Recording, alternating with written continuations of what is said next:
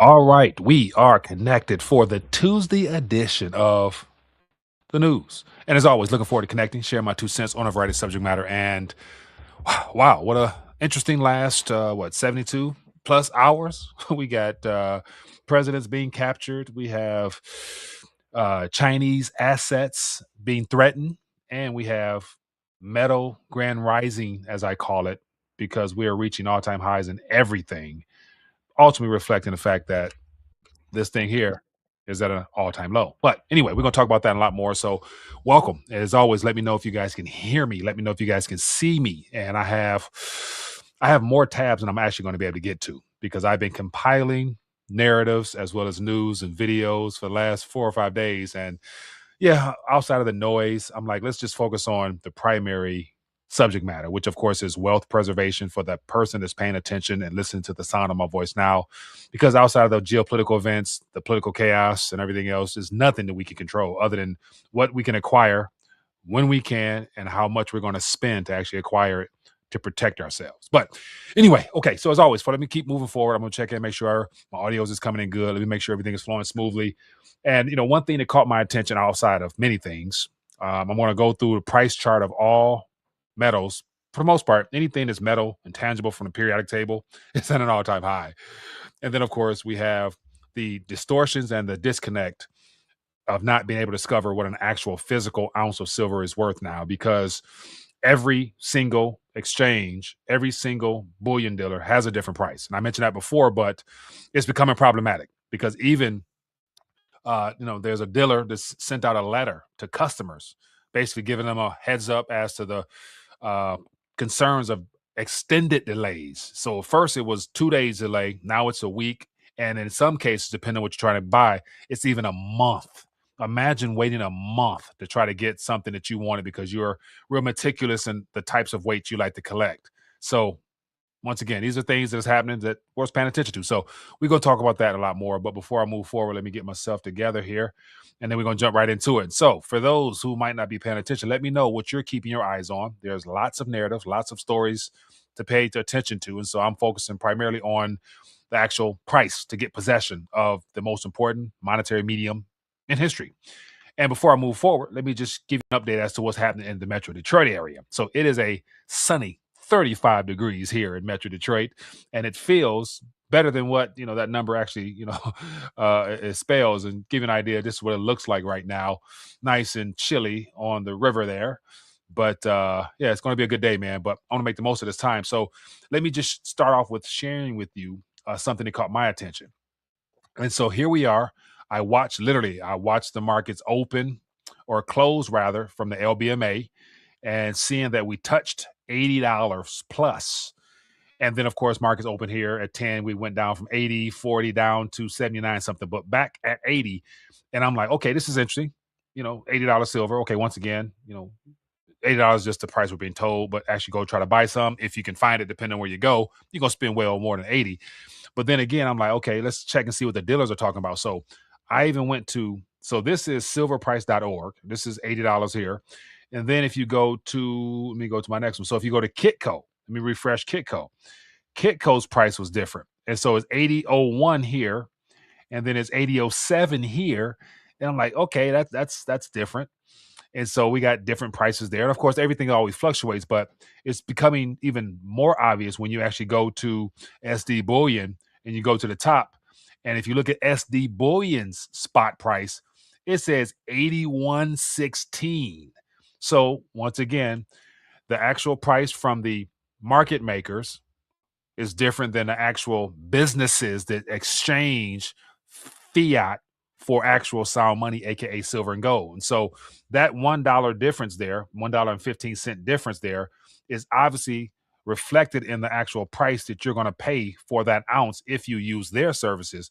And of course, if you go to every single bullion dealer, their price is different. So literally, an ounce of silver is not what you see on the screen. And as I said before, the ounce of silver is what you pay when you go to check out, which will definitely change more frequently than you expected. How when you go to check out and you got the timer and it says this is the current price at, and the time, if I'm not mistaken, used to be something like, they give you a minute. You know what I'm saying? Because the markets usually didn't move that much. But now I'd imagine if you buy from your local dealers here online, they probably don't have the clock. It's just literally like, you click buy now, or we're gonna have to refresh the page and it's gonna be a different price type of stuff. So interesting times. But so let me just get into some more things here. I have all types of stories here, and of course, feel free to share your thoughts, ideas, suggestions. And so, a lot of narratives I notice are centered around the Venezuelan capturing of the president there. And one thing people may have talked about or may not have talked about is that why now? And there's many reasons why. I.e., the bankers need a fresh source of resources, aka metals, to accommodate the markets given this price suppression situation. And you have the Chinese and Venezuelan partnership that was really set to kick off this year, and it starts around and centered around oil. And then on top of that, you may not know about a $2 trillion jurisdiction that's also located in Venezuela that the Chinese has dibs on. And so literally China's not happy right now.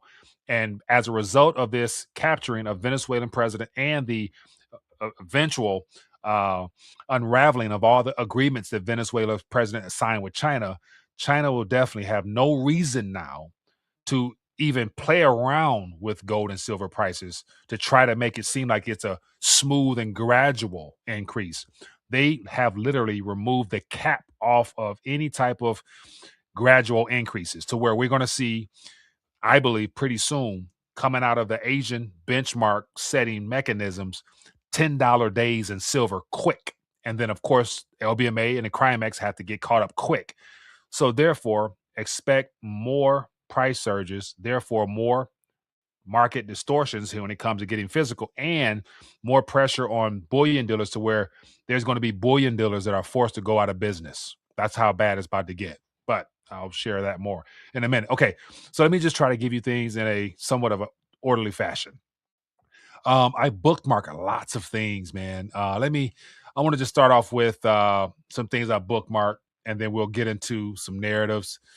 And so let's just start with how things ended in the Asian region. And of course, the best way to do that is to actually look at other commentators and they share their graphs and stuff like that in a timely manner. So here we got 15% of Shanghai silver has been vaporized, meaning that people are literally, as the price is set in Asia, they're taking the silver out of the vaults, which means China's going to have to continue to supply those vaults with silver if they want to keep the whole paper futures backed by physical narrative alive.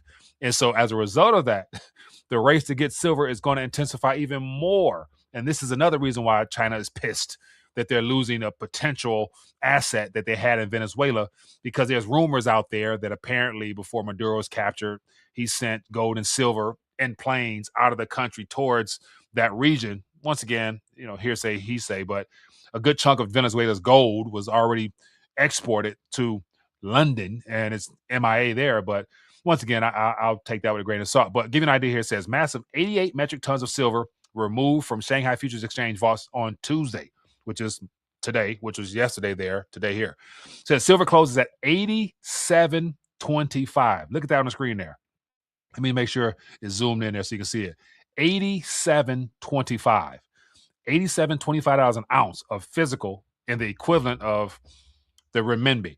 So they said gold closes at 44.64, and then you have the 2.8 million ounces withdrawn of silver, and then 1.4 withdrawn silver from the exchange. So futures exchange were redeemed for physical, and then from the actual vaults themselves was removed. So you look at all that silver moving, and once again, they don't bring silver out the ground nowhere near as fast as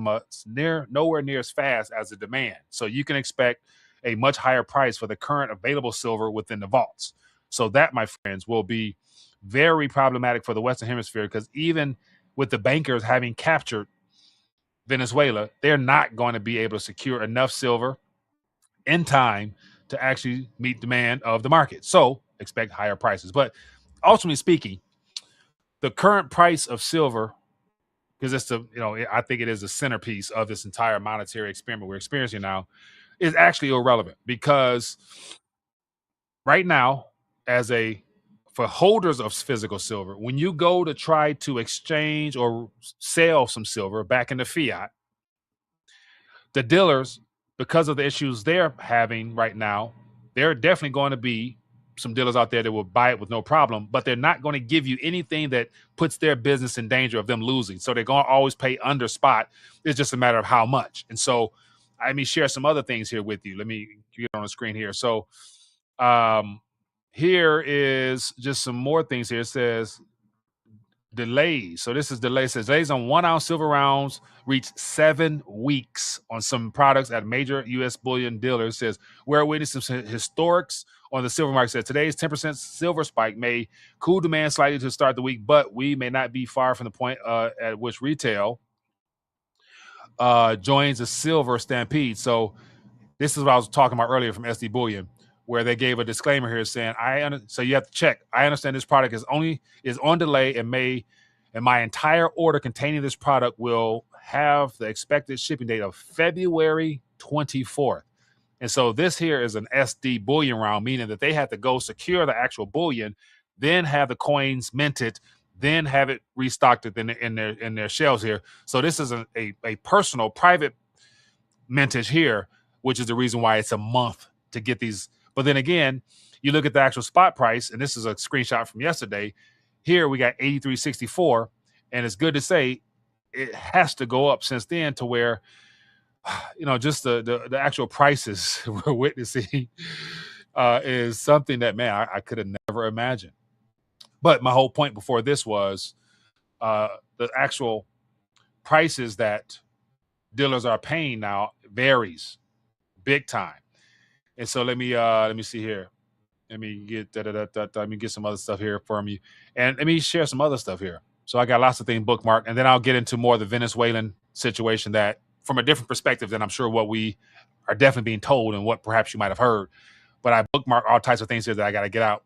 It says a cartel defending the 79 silver. This is earlier this morning, midnightish. It says silver like they're alive depend upon it. Said with silver surging to nearly $88 an ounce in Shanghai, the China silver premium has stretched to $9 an ounce. So the difference between the Western and Eastern is $9, and therefore that fear of more pressure on the Western hemisphere because of the lower price, the idea of people demanding physical silver on this side so that they can send it over there and make up that arbitrage difference there, it will only intensify. So at some point, the bank's going to have to close that gap if they want to try to, somewhat keep pace with the silver surge, but it's more likely not going to happen.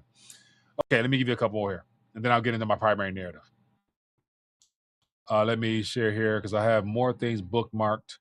And so I'll share this here. So this is from yesterday. I hinted at this a minute ago, but here you have a letter that went out from SD Bullion to all their customers.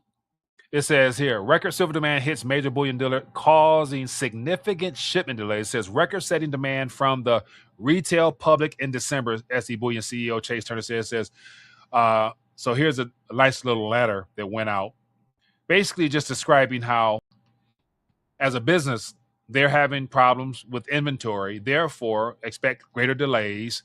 And you better believe every major online dealer is in the same boat. So it's only those that are well connected and that have stored up a significant inventory will be able to meet demand. And once again, we're still not really into the retail FOMO. Like we're just in the first inning of that.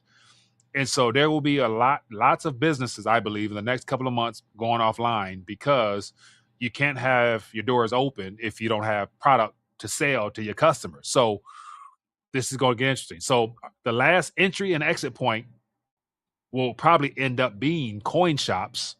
And of course, they're going to experience issues as well, but they'll have a greater chance of getting people coming down to unload some silver. So they'll keep some inventory.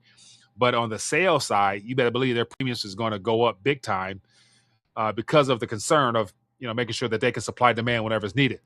And then as I'm thinking about this, at what point, and this is something we need to probably talk about pretty soon. At what point will the actual holders, silver stackers, those that are sound money enthusiasts, at what point will we begin looking to deal and operate in direct hand-to-hand silver exchange?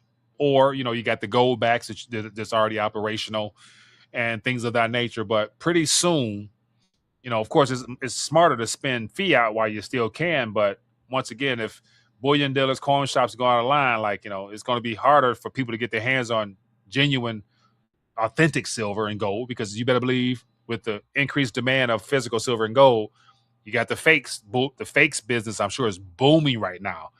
And so I've saw a couple of stories of people buying fake stuff because, once again, if you look at a price and it's too good to be true, you might want to question whether or not it's real or not. But these are some things that we're going to be talking about sooner than later, I believe. Okay, so let me get into a couple other things here. I have to touch on the narrative surrounding Venezuela because it's just beginning.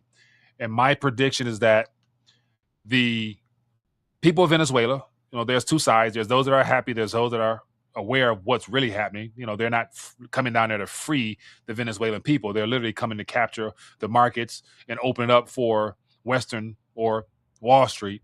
And as a result of that, you're going to have a lot of pushback. So the Venezuelan people, military wise, and the pro Chavista movement individuals that don't want Western intervention will definitely fight. Then you're going to have the drug cartels and those business people there who want to keep things corrupt and criminal as they can because they have already captured all markets there. Then you're going to have foreign interests, which is Russia and China. Russia and China has a very large presence in that country, and they have invested lots of money to the tunes of billions. They're going to want access to the things that they were promised when they signed agreements. I'm going to go through a whole list of agreements that lets me know this will not be a easy capture of a nation, similar to how the U.S. invaded Libya, Iraq, Syria, all the Middle Eastern countries. Venezuela is going to be a different story. And so we will be sending boots on the ground in Venezuela, I believe, in order to help Wall Street capture the resources as well as helping the oil industry capture the oil. And so, unfortunately, there will probably be some lives lost. And once again, it's just a reflection of this administration and whatever side of the aisle you stand on, whatever you believe this is intended to accomplish. When you got to use American troops, you got to ask yourself, whose war will this be? And once again, I'm gonna probably shy back on the geopolitical narratives and stuff like that, just because a lot of it is wasting my breath because I can't stop, won't, and then this new world alliance that's being formed will not stop. And so, literally talking about it is just a waste of time. I can share my opinion on it, but once again, my opinion don't matter. When I log on, I want to reach those people who might discover the channel for the first time that don't know the importance of gold and silver and be able to go get them some and understand why, and then have plans around it. That's going to be my purpose moving forward with relative to rethinking the dollar and, trying to be street savvy and trying to be, give people an in-game perspective. You know what I'm saying? So anyway, that's just, a little something there I thought I would just share. Okay, so let me get into some narratives here. So let's just talk about what the overall support is. So here's a headline here. It says only 33% of Americans approve of the U.S. strike in Venezuela. So this is just a little graph here. And, I'm not going to go into detail about it, but overall support for what just took place is very minimal. But then again, this administration, this is his last hoorah.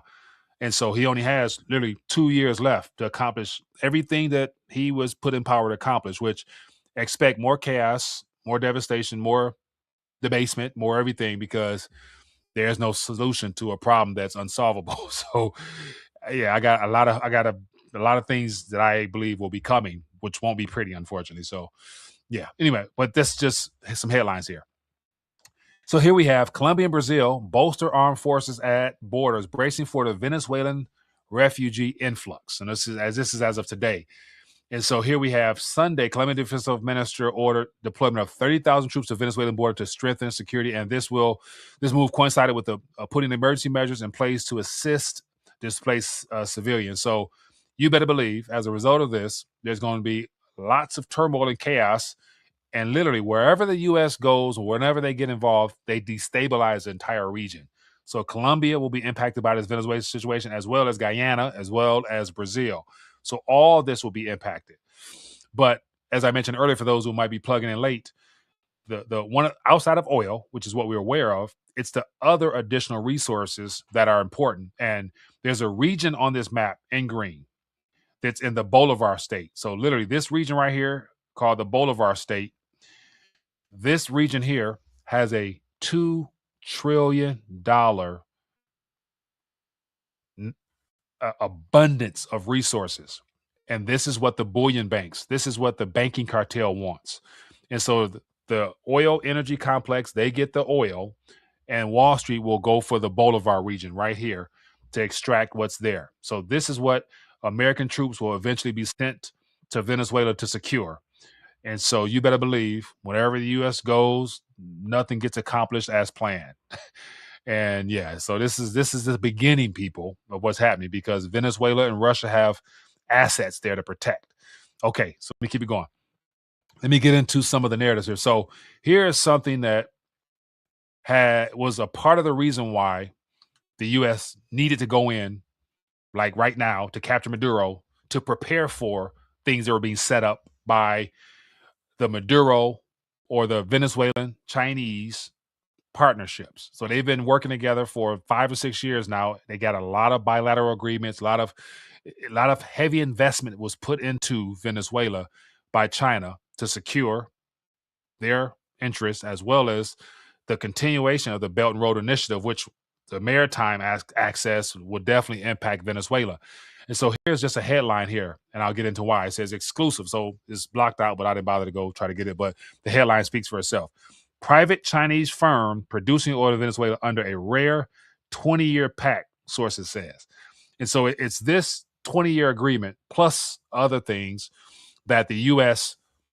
could not allow to happen, because literally this 20-year pact kicks off right about now. And it kicks off with this. This is the reason why. This is a major reason why the U.S. decided to strike now. Maduro, so think about this. One thing people don't realize is that Maduro has had a hit out on his life, or had a ransom. I think Biden put it out. Trump put it out first at 10 million. Then Biden put it at 25 million. So for the last 5-6 years, there's been a price tag on Maduro's head forever. And it was just there, but nobody ever decided to claim that, that cash prize on Maduro's head. And so literally now this administration is like, you know what, that 25 million that he's, that bounty on his head, nobody's going to go get that. So skip the bounty. We got to go just get them ourselves. And it's like, what a coincidence that they go right now. And you get that 20-year agreement kicking off. And then you have this right here. This Chinese joint oil venture partner installs a drill rig in Lake Maracaibo. And so literally the Chinese sent over a oil extraction rig to begin extracting oil, like all the crumbling, all the corroded and outdated oil wells that were there. China's literally they sent over the first of many to come to begin extracting oil at a very high, sophisticated rate. So you got Chinese technology moving into Venezuela. What a coincidence that they decided to go in right now before those rigs were set up and pumping oil, and therefore that oil going where? Back to China. And so this narrative is, so this was in September.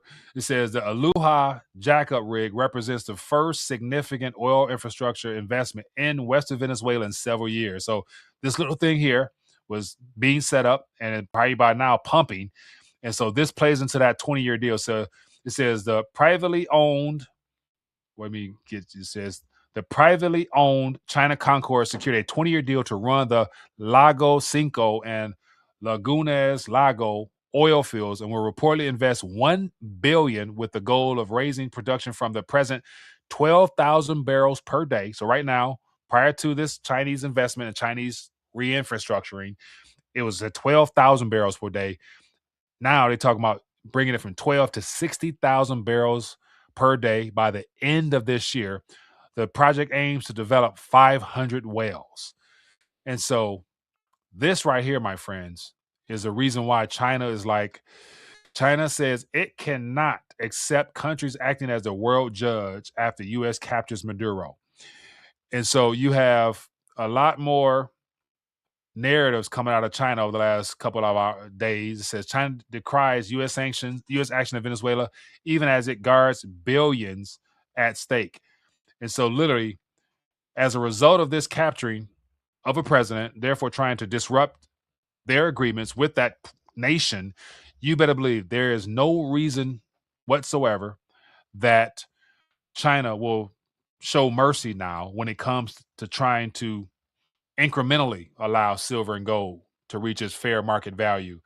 They're going to literally, the best way to stick it to the US right now and Europe would be to let gold and silver just rip the faces off of any and every exchange that deal with the paper futures that suppressed the price for decades now. So if China chooses to, which I believe they have every right to do now, because if they end up losing assets that they're putting in Venezuela, then the best way to stick it to the dollar is to let gold and silver rip, therefore causing the bullion banks in the Western Hemisphere to go belly up. And if the bullion banks here, I mentioned, Bank of America, Citigroup, all those banks that may be short and need some help, the repo markets won't be enough. 75 billion a day here, 100 billion here will not be enough.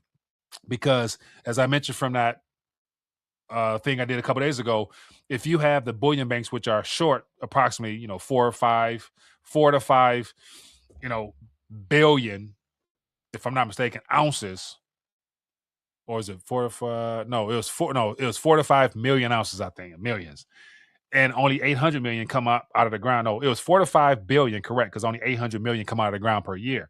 So that's a 5-6 fold that is not possible. So all those contracts literally will be defaulted upon and exposed as being fraudulent. And that right there is hundreds of billions, if not $1 trillion worth of, currency that will be needed to protect those banks if they don't let them go under. So protecting the bullion banks will be on our government's number one list. Therefore, the Federal Reserve had to step in and protect Wall Street because Wall Street's attached to all those bullion banks and things like that. So, yeah, it's about to get interesting, people. It is about to get interesting.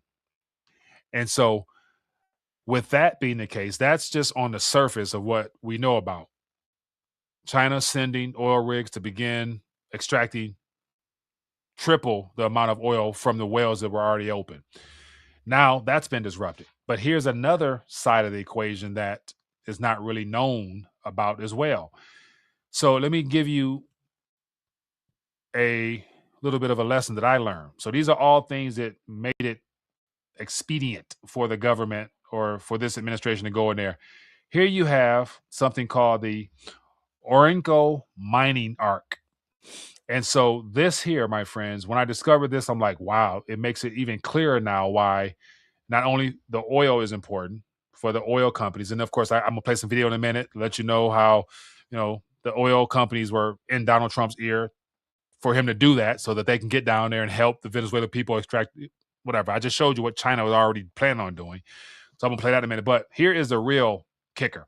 It says the Orinoco mining, from Santa and correct, forgive me, is a resource-rich area in Venezuela that has become a hub for illegal mining. It was opened in February 2016 as the Orinoco Mining Arc National Strategic Development Zone. So the OMRAR, whatever, has been operating since 2017. The mine covers 12.2% of the Venezuelan territory with the area of 111,000 kilometers. So think about this.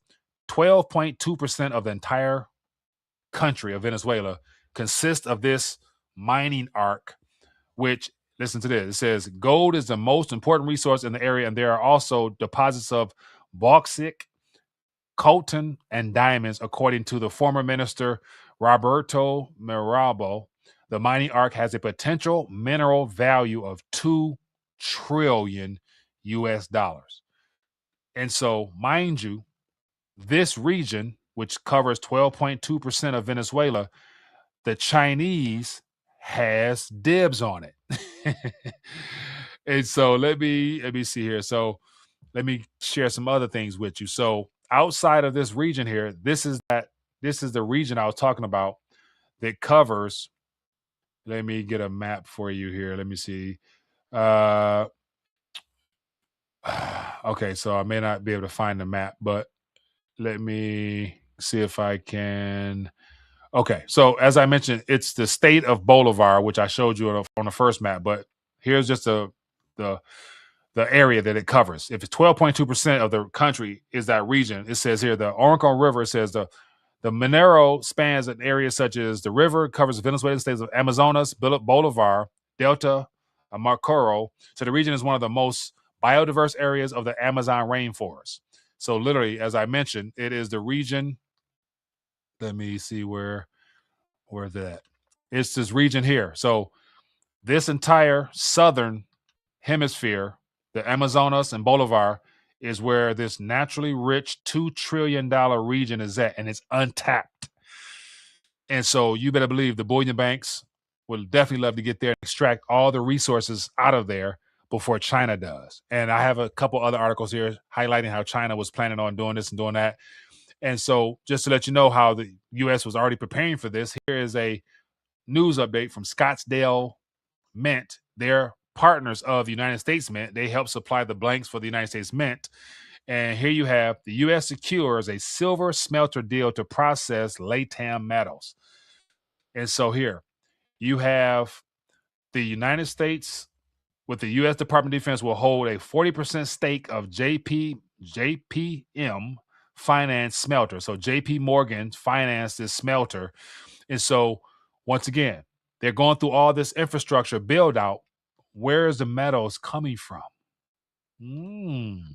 I wonder, is it the early investment for what they anticipate being the extraction of the Venezuelan / other nations? Because once again, Venezuela is just one. They're going after all types of other nations as well. Anything that's naturally rich, they're going after them. And they need the infrastructure to make sure that once the product is sent over, it can be melted down, refined, and processed, and then shipped out for a variety of reasons. But give you an idea here, it says the project known as U.S. Smelter is expected to require approximately $6.6 billion capital expenditures with total investment of $7.4 financing cost. It said it is being developed in coordination with the U.S. Department of War, the U.S. Department of Commerce, according to the project's materials and government statement. So think about this: the Department of War. It's good to say that you need a variety of minerals and rare earths and silver in order to be able to provide for the military industrial complex, i.e. the defensive investments. And so you got the combination of the War and Commerce Department joining in through JP Morgan to have in preparation this smelter to be able to prepare and produce real world resources. So, these are just one or two or three of things that, once again, everything was strategically planned and coordinated. Nothing is accidental. Everything is intentional in the midst of a new world takeover. So Venezuela is the first. And then I'm going to play some sound bites. So I'm not sure, where people, I'm going to just play some sound bites, some things that should really have people fired up. Now, I'm just going to go through a variety of sound bites and play these because these are things that I bookmarked that I didn't get a chance to talk about. But whenever you see Lindsey Graham, a neocon of neocons, and Donald Trump partnering up and working together, things you should question. But this is a statement here that should spook everybody. And let me make sure. Hold on a sec. Give me a second here. Let me make sure that you can hear it. So let me cut the audio on so you can hear it. And just listen to the statements that this dude is making. Let me build this out here. And I want you to listen to the stuff that's come out of this guy's mouth. And, let me know that this guy is more than excited to just do his handler's bidding. So listen to this. Statute doesn't apply to Israel or the United States or France or Germany or Great Britain because it wasn't conceived to come after us. Statute does. So here you have, just read the headline. International Criminal Court doesn't apply to Israel or the United States. It wasn't designed for us. So think about this. The ICC can, label Putin a terrorist. It can label any African, leader that doesn't comply with the Western's agenda as a terrorist and then literally threaten them to capture them and hold them in criminal court for genocide or whatever else. But Bibi Netanyahu comes to the U.S. every couple months And whenever he comes here, just look at what happens after. Something happens. The U.S. does something in his best interest, and we are harboring a international criminal, but yet the rules don't apply to them. But Maduro, on the other hand, like you can go into a country and get him. And so just stuff like this. This is stuff that's being supported by this administration. And so here's another one here. Listen, look at this one. This right here I found to be funny. You've seen it. One of the things that is happening, and I think you see it all the time. Howard, you've seen it. That Cuba is ready to fall. You know? Yes. Cuba looks like it's ready to fall. I don't know if they're going to hold out. But Cuba now has no income. They got all of their income from Venezuela, from the Venezuelan oil. They're not getting any of it. And Cuba literally is ready to fall. And you have a lot of great Cuban Americans that are going to be very happy about this. Rubio. So the whole point of that video was just the person. Look how happy Lindsey Graham is. Look at it says here, the moment President Trump says Cuba is ready to fall, Lindsey Graham's entire expression shifts instantly. What does his face tell you? And he's just lit up like a kid. Like, this is what he's been waiting for. This is a part of his legacy to be able to be a part of this new world order type of situation. But Cuba, is Cuba next? We're gonna find out. And of course, Nicaragua and Greenland. So like any nation that doesn't play ball with the U.S. is subject to being targeted for a variety of reasons. And of course, natural resources being the primary reason. But yeah, okay, so I got more. But these are all things I bookmark just to show how, people don't know the truth. They'll stand for anything. And once again, we're past the point of political affiliation. Left, right, don't matter. It's like, just watch what's being done. How does this make America great again? That's just my thought, but could be 100% wrong. Is everybody's gonna make money that's in on this, but all we gonna get is a tariff dividend check. That's why. Take your fiat, put it to use, protect yourself, preserve your wealth as best you can. And buckle up. It's going to be an interesting ride because the powers that be, they got a lot to gain and they're not going to lose anything, in my opinion. So, yeah, between now and 2030, they're going to succeed and the world we live in will not be the same. And yeah, there we go from there. But in the meantime, God is still good. He's on the throne and we know how everything ends. And those that are in Christ are on the winning side. That is what I believe to be certain. But anyway, good people, just checking in for a minute. Lots of things checking on. I got more articles, more stories, but you got the idea. You got the gist of everything. Silver, who knows what the price is? It's just whatever you pay when you check out. And of course, Venezuela is just the beginning. There's going to be boots on the ground. It's going to be they're going to destabilize the region. Therefore, all the Venezuelan people are going to flood the U.S. They open up the borders for, refugees and stuff like that now. Yeah, so the goal is to empty out the country so it makes it easier to send boots there. So it'll be less lives lost so they can capture everything and steal everything and then, turn Venezuela into another Gaza. They're going to put, a Trump Tower down there, Trump Plaza down there. It's interesting. But anyway, that's just my 2 cents. Could be 100% wrong. But then again, so far, I ain't looking too wrong. But anyway, share your thoughts, ideas, suggestions in the comment section. If you found value here, hit that thumbs up. Take this, share it so more people can get an alternative perspective. And then we'll go from there. But other than that, good people, be best. Later.